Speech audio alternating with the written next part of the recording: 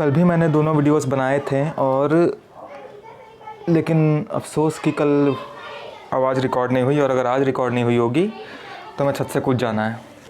देखो, next chapter जो हमको पढ़ना है उसका नाम है एनवायरनमेंट। बहुत ही सिंपल चैप्टर है, ठीक है, बेसिक चैप्टर है बहुत, लेकिन मैं कोशिश करूँगा कि तुम लोग को इंटरेस्टिंग तरीके से पढ़ाऊँ ताकि तुम लोग को समझ में आए और अच्छे से, ठीक है। जब हम बात कर रहे हैं और इन्वायरमेंट, ठीक है ना, टॉपिक हमारा क्या है, यानी कि हमारे चैप्टर का नाम क्या है, और इन्वायरमेंट। तो वैसे हम बेसिक डेफिनेशन देख लेते हैं इसकी। The physical and biological world where we live, इसको कहा जाता है और इन्वायरमेंट। अब यहाँ पे पूरी डेफिनेशन में दो शब्द हैं, फिजिकल और बायोलॉजिकल। आप लोग समझ गए होंगे, ठीक है। फिजिकल का मतलब है the non living things like land, air, water. Land, air, water को हम तीनों को मिला के क्या कहते हैं, अर्थ का न्यूट्रिएंट पूल कहते हैं, क्योंकि इन्हीं सबसे न्यूट्रिएंट्स हमको मिलते हैं, ठीक है ना। आगे जाके आप पढ़ेंगे कि किस तरीके से ऐसा होता है। पर बेसिकली फिजिकल, अब हम बात कर रहे हैं फिजिकल वर्ल्ड की, मतलब कि नॉन लिविंग थिंग्स जिस पे हम डिपेंड करते हैं। हम उनके बिना नहीं रह सकते, ना हम पानी के बिना, ना ऑक्सीजन के बिना, ना हम लैंड के बिना, सॉइल के बिना हम नहीं रह सकते हैं, ठीक है।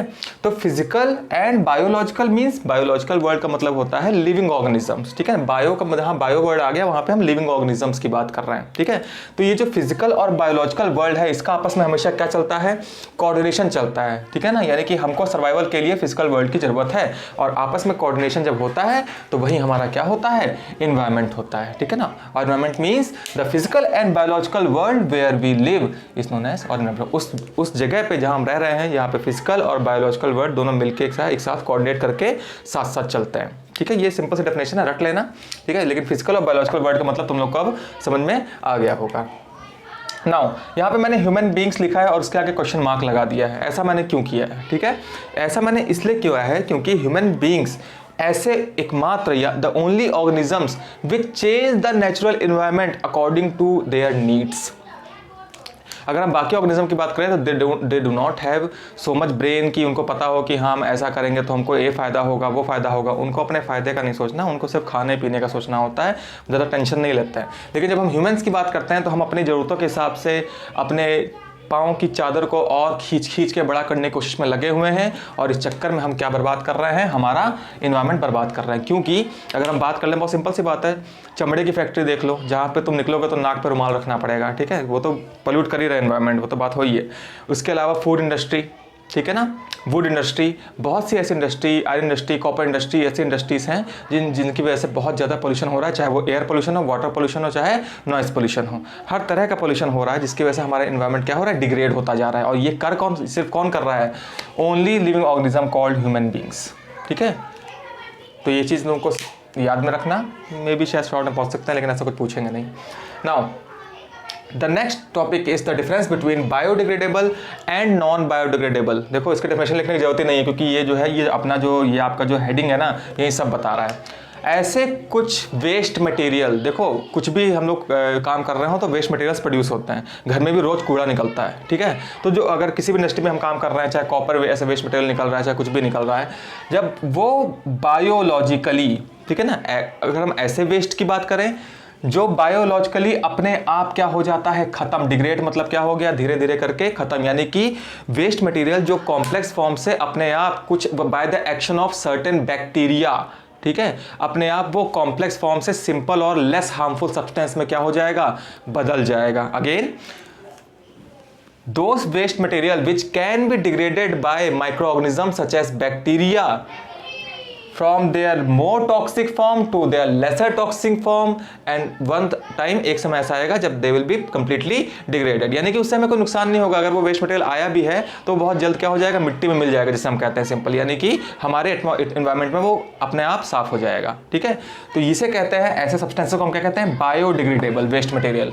बायो यानी कि लिविंग ऑर्गेनिजम्स के एक्शन से डिग्रेड यानी खत्म हो जाएगा, जैसे कि कैटल डंग, ठीक है ना, जैसे आप गोबर कह लो। कॉम्पोस्ट एक तरह का मैन्योर होता है, जो कि एक गड्ढा बना के बहुत से जो पत्तियां, सड़े गले फल, ये सब मिला के एक जगह रख दिए जाते हैं, गर्मी और मॉइस्चर दिया जाता है तो कॉम्पोस्ट तैयार हो जाता है। इस बात पे मुझे याद आया, आपने पढ़ रखा है वर्मी कंपोस्ट, उसी कंपोस्ट पे आप क्या करो, अर्थवॉर्म को कर दो। अर्थवॉर्म को फीडिंग के लिए क्या होगा, इस कंपोस्ट पे फीड करेंगे और जो वो एक्सक्रीटा निकालेंगे उसमें पोटेशियम, सोडियम, मतलब कि कई तरह के मिनरल्स होंगे जो बहुत ज़्यादा अच्छे क्वांटिटी में होंगे।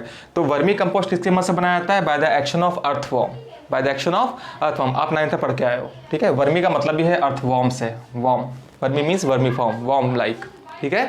तो ये कंपोस्ट और ये वर्मी कंपोस्ट, ठीक है, ये भी क्या है, अपने आप ही खत्म हो जाते हैं, इनके लिए आपको कुछ करने की जरूरत नहीं है अलग से। एनिमल बोन्स, जानवरों की हड्डियाँ बहुत सालों तक रहती हैं, लेकिन भाई जाहिर सी बात है हार्ड सब्सटेंस है, कैल्शियम है, कैल्शियम कार्बोनेट है, हार्ड सब्सटेंस, उसको क्या होगा, टाइम लगेगा थोड़ा सा डिग्रेड होने में। लेदर, अब ये वो लेदर नहीं है जैसे कि बेल्ट में होता है, लेदर मीन्स कि हम लोग बात करें जानवरों की चमड़ी की नॉर्मली बात कर रहे हैं, ठीक है। नेचुरली वो भी टाइम लेती है लेकिन डिग्रेड हो जाती है। टी लीव्स, पत्तियाँ, चाहे कोई भी हो, टी हो चाहे कोई भी पत्तियाँ हो, बहुत जल्दी डिग्रेड हो जाती हैं। हे, अब ये है क्या है, ठीक है, इसी में आपको थोड़ा बहुत कन्फ्यूजन होगा, कुछ नहीं है।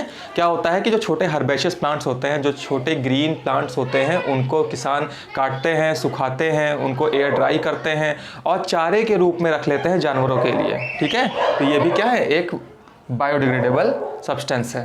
देन वुड, लकड़ी, केक, केक ये वो केक नहीं है, जाहिर सी बात है आपको समझ में आ गया। केक मतलब कि जैसे अरे कंडे देखे हैं, उनको भी केक बोला जाता है, ठीक है, बात समझ में आ गई। तो ये आपके बायोडिग्रेडेबल हैं, और भी कई ऐसे हैं जो बायोडिग्रेडेबल हैं। आप खुद देख लो, अगर आप केले का छिलका गलती से भी छत पे कहीं डाल दो, 3-4 दिन बाद हो तो पूरा काला होकर एकदम, कुछ दिनों बाद तो एकदम गायब भी हो जाएगा, ठीक है। तो ये ऐसे waste, those waste that can easily be degraded by the help of microorganism such as bacteria, known as biodegradable. अब ऐसे सब्सटेंस की बात बिल्कुल अपोजिट इसके, यानी कि नॉन बायोडिग्रेडेबल। ये हर वो चीज़ है जो इंसानों ने बनाई है, जिसका जवाब भगवान के पास नहीं था। जब भगवान ने दुनिया बनाई तो हर चीज़ का हल भेजा उन्होंने, ठीक है ना, बात समझ में आ गई। यानी कि अगर हम बात करें नॉन बायोडिग्रेडेबल चीज़ों की, तो ये जैसे कि प्लास्टिक, सिंथेटिक फाइबर, डीडीटी, ये सब किसने बनाए हैं, ये सब हम ही ने बनाए हैं। अब तो इंसान ये कोशिश भी कर रहा है कि भाई चलो नेचुरली अगर बैक्टीरिया नहीं है दुनिया में, इस तरह की चीज़ों को खपाने, यानी कि इनकी इस तरह के बैक्टीरिया जो है, सॉरी, इस तरह के जो सब्सटेंसेस हैं, इनको ख़त्म नहीं कर सकते, तो वो जेनेटिकली मॉडिफाइड बैक्टीरिया बना रहे हैं। क्या बना रहे हैं, जेनेटिकली मॉडिफाइड बैक्टीरिया बना रहे हैं, यानी कि वो इनको भी ख़त्म कर सकें, ठीक है। लेकिन उसमें कितना वक्त लगेगा वहीं जाना है, ठीक है। इस तरह का एक बैक्टीरिया एक और होता है, खैर छोड़ो। नॉन बायोडिग्रेडेबल में सबसे पहले DDT, full form dichloro diphenyl trichloroethane, ठीक है, मैं लिख देता हूँ, ठीक है। डाईक्लोरो डाईफेनिल ट्राईक्लोरोइथेन, खतरनाक नाम है, DDT, ठीक है, डाईक्लोरो डाईफेनिल ट्राईक्लोरोइथेन। लेकिन मैंने इसको स्क्वायर बॉक्स में क्यों अंदर रख रखा है, इसके पीछे एक रीज़न है। ये एक ऐसा सब्सटेंस है, मतलब कि ये पेस्टिसाइड की तरह इस्तेमाल होता था, अब तो कई कंट्रीज़ में बैन हो चुका है। क्यों? क्योंकि जब साइंटिस्ट ने रिसर्च की तो उनको पता चला कि ये जो पेस्टिसाइड्स को हम डालते हैं खेतों में ताकि पेस्ट से बच सके हम लोग, ये मिट्टी में मिल जा रहा था, और मिट्टी में मिलके सॉइल पार्टिकल्स के बीच में जो वाटर था उसमें घुल के रूट्स के साथ प्लांट्स की बॉडी में जाके उनकी बॉडी का एक हिस्सा बन रहा था।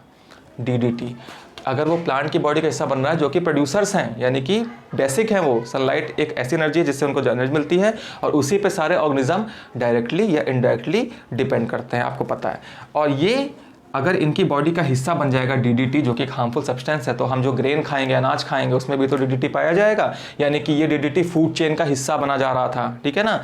अब तो इंडिया में भी ये बैन है, लेकिन मुझे पूरा यकीन है कि बहुत जगह इस्तेमाल होता होगा। तो ये जो DDT है, ये फूड चेन का हिस्सा बन जाता है, और हम जब इसे कंज्यूम करते हैं तो ये हमारी बॉडी का भी हिस्सा बन जाता है। It can cause a long term effect, ठीक है ना, बहुत ही बुरा इफेक्ट ये डाल सकता है, इसीलिए कई कंट्रीज़ में बैन किया गया है। ये आपसे पूछा जा सकता है, वन वर्ड में, ज़्यादा नहीं। दैन प्लास्टिक्स आपको पता ही है, सिंथेटिक फाइबर्स, मेटल आर्टिकल्स जैसे कि iron nails, aluminium foil, silver foil, यानी कि किसी भी मेटल के जो आर्टिकल्स हैं वो डिग्रेड नहीं होते हैं, ठीक है। रेडियोएक्टिव वेस्ट यानी कि जैसे कि थोरियम का वेस्ट, यूरेनियम का वेस्ट, ठीक है, बहुत ही खतरनाक भी होते हैं प्लस डिग्रेड भी नहीं होते हैं। देन यूरेनियम, थोरियम आपको पता है ना, these are the radio substances, आपने केमिस्ट्री में पढ़ा होगा, ठीक है ना। जो क्लीन एनर्जी की बात चलती है, क्लीन एनर्जी की बात चलती है, तो उसके लिए वो इसको प्रेफर करते हैं, यानी कि रेडियोएक्टिव यूरेनियम इनको, कि ये जो है उस तरह पोल्यूशन नहीं फैलाते जिस तरह बाकी सोर्स इलेक्ट्रिसिटी प्रोड्यूस करने के लिए पोल्यूशन फैलाते हैं, तो इसको प्रेफर करने की बात चल रही है कई देशों में, ठीक है। लेकिन वो भी कोई ना कोई वेस्ट जनरेट करते हैं, हालांकि उनकी क्वान्टिटी बहुत ज़्यादा नहीं होती है। ग्लास ऑब्जेक्ट्स, डिकम्पोज नहीं होते। यानी कि ये वो ऑब्जेक्ट्स हैं जिनका हल भगवान ने नहीं सोच के भेजा था नीचे कि इसके लिए हम बैक्टीरिया पहले से बना के भेज रहे हैं। ये इंसानों के द्वारा किए गए कुकर्ते हैं और इनका कोई अभी इनको डिग्रेड बायोलॉजिकली डिग्रेड नहीं हो सकते, इसीलिए इनको किस में रखा गया है, नॉन बायोडिग्रेडेबल।